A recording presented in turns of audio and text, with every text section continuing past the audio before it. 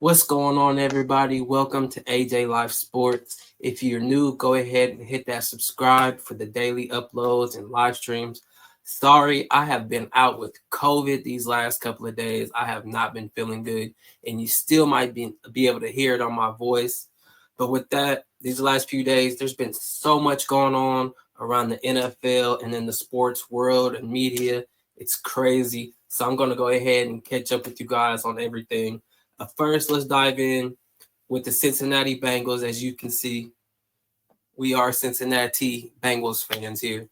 But yeah, let's go ahead with the first topic, man. Your boy, Jermaine Burton. What's going on with your guy? Now, we all know that he did not travel with the team the last regular season game versus the Pittsburgh Steelers. I don't really know why. We didn't really know why at the time.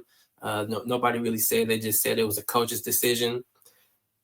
Comes to find out, Jermaine Burton had gotten into a little bit of domestic issues outside of football, and it kind of bled in to football, and now we see why.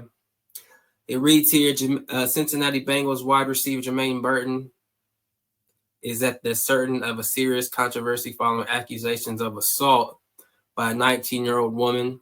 The alleged incident took place on December 30th, just days before the Bengals' crucial regular season final game against the Pittsburgh Steelers.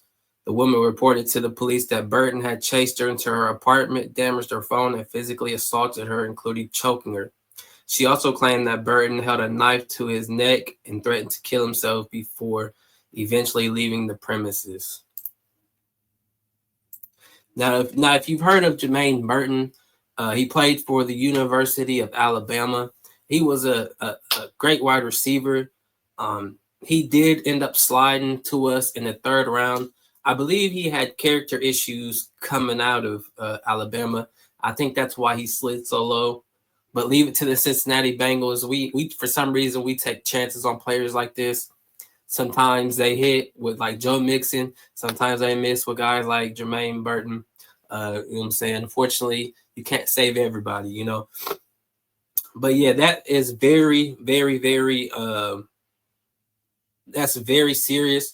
Man, that's the kind of stuff that gets you kicked out of the NFL now. You can't go around beating up on women and breaking people's property and threatening to kill yourself. I hope dude gets some help, man, because that's mental health is very serious. So man, go get yourself some counseling, some treatment, some anger management issues, something. Because he had problems earlier. I think he was showing up to meetings or something like that in pajama pants, or practice in pajama pants or something like that. So dude just has some character issues. He's got something going on up here that he hasn't dealt with. So hopefully he can get that taken care of, man.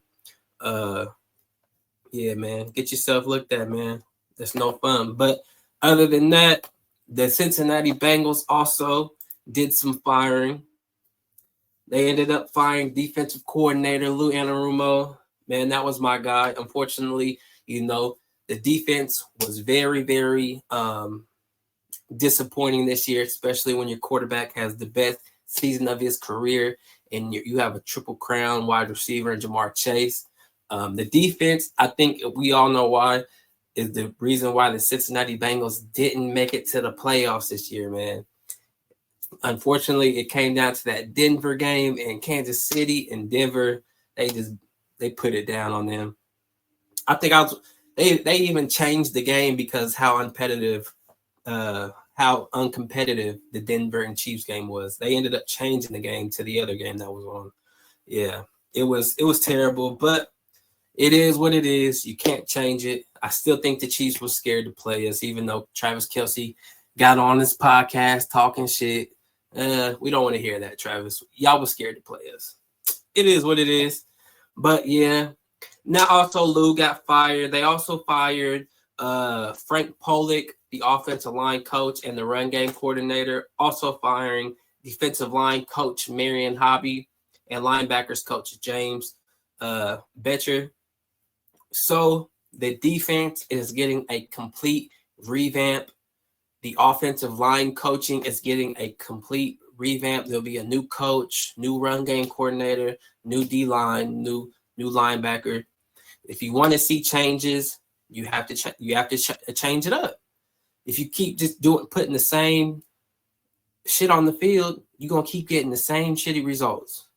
So unfortunately, I did like Lou, but I've never been a fan of Frank Pollock. So unfortunately, Lou's gone. But I do like to see that the Bengals are making changes. That's a positive. That's a big positive. So hopefully they get some defense. Hey, and we'll be back in the playoffs. We got Joe Burrow and Jamar Chase. We coming right back. We coming back. I ain't worried about that. I ain't worried about that at all. But yeah, people getting fired. Jermaine Burton, man, get you some help. So this is what our playoffs bracket looks like. Let me see here. Let me pull it up for y'all. So here we have it. You have the Texans taking on the Chargers. Ravens versus Steelers. Bills versus Broncos. And then you got Detroit with the first round bye. Rams, Vikings, Buccaneers, Commanders, Eagles, Packers. Even though the Bengals aren't in it, I'm very excited for this playoff bracket right here, man. There's some exciting games I'm ready to watch. I'm not going to lie. I'm ready to watch that Tampa Bay and Washington Commanders game.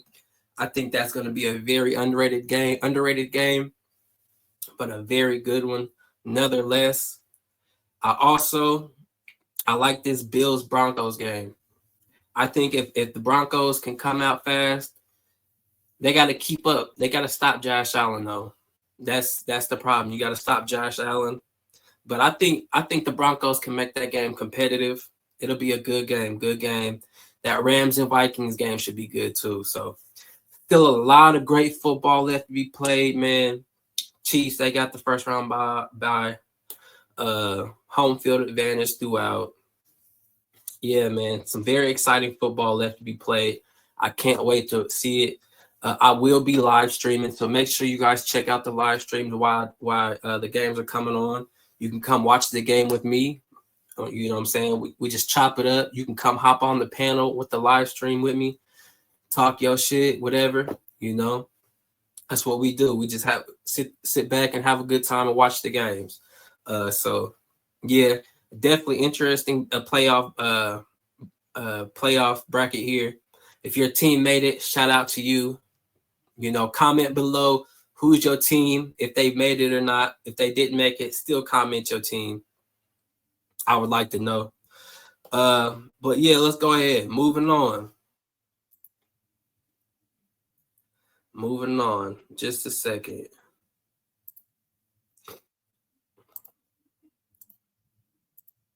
I'm sure we've all heard of this.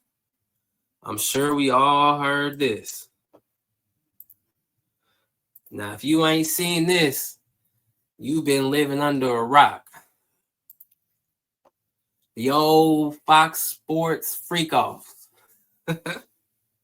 That's what I'm calling it. The Fox Sports Freak Offs.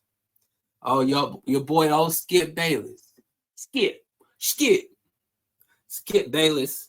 Bayless is accused by Faraji of putting his body against hers, pressing against her breast, despite her telling him she wasn't interested in him. Faraji also claims Bayless offered her $1.5 million for sex and became more aggressive as time went on.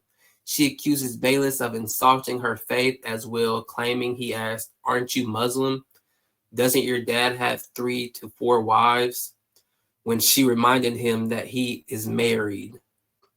Yes, Skip, you're married. Skip, you offered $1.5 million for some snatch. Dang, 1.5. Faraji also alleges she was targeted for her ethnicity by other unnamed employees during her time at Fox. But that wasn't the only person that got put out there. Not just Skip, also Joy Taylor. Yeah, we've seen her on the show with Emmanuel Akko, Shady McCoy, all of them. They got their own little TV show over there as well. Taylor, a Fox Sports host, is accused of insulting Faraji on a personal, professional level and telling Faraji to get over it. When the hairstylist reported alleged sexual harassment by Fox Sports executive Charlie Dixon, Taylor is alleged to have had a sexual relationship with both Dixon and Akko at the same time. When Faraji approached her with the concerns about the dynamic, the lawsuit states Taylor told her that she would simply report Dixon's misconduct to Fox Sports once he was no longer useful to her. And Charlie Dixon, for Fox Sports Executive Vice President of Content, is accused of grabbing Faraji inappropriately before. Now, this is just a bombshell. This came out of nowhere. Just boom. The day after I got sick, it just dropped. It's everywhere. Everybody's talking about it. I believe Joy actually said something today on Instagram, but it had to do something with the fires out in California. Shout out to all you in California if you're being affected by this. Hopefully you're okay. But she didn't say anything on the lawsuit particularly, probably under legal advice. And Emmanuel Akko, while not a complaint against him on air, host Emmanuel Akko is accused of having a sexual relationship with colleague Joy Taylor in 2020. And Joy Taylor, I did not know that was the youngest sister of Jason Taylor, who used to play for the Miami Dolphins. Hey, shout out to you. Shout out to you. But yeah, so just a whole bunch of mess. It's messy out there. It's been messy. I like it a little bit, a little controversy, you know what I'm saying? Keeping the content interesting, keeping us engaged. But I'll be talking about it during the live stream while I'm doing the commentaries and stuff like that. We'll talk about it. Tonight also, Penn State versus Notre Dame. That's going to be a great game. I'm going to be live streaming that. That starts at 7:30 p.m. Eastern Standard Time. I will be live streaming that. So make sure you come check that out with me. AJ Live Sports. Make sure you subscribe. Make sure you hit that bell so you know when I live stream, you can come check me out. All right. So I appreciate you if you're watching this video. If you're new, subscribe, and I'll see y'all later. Peace.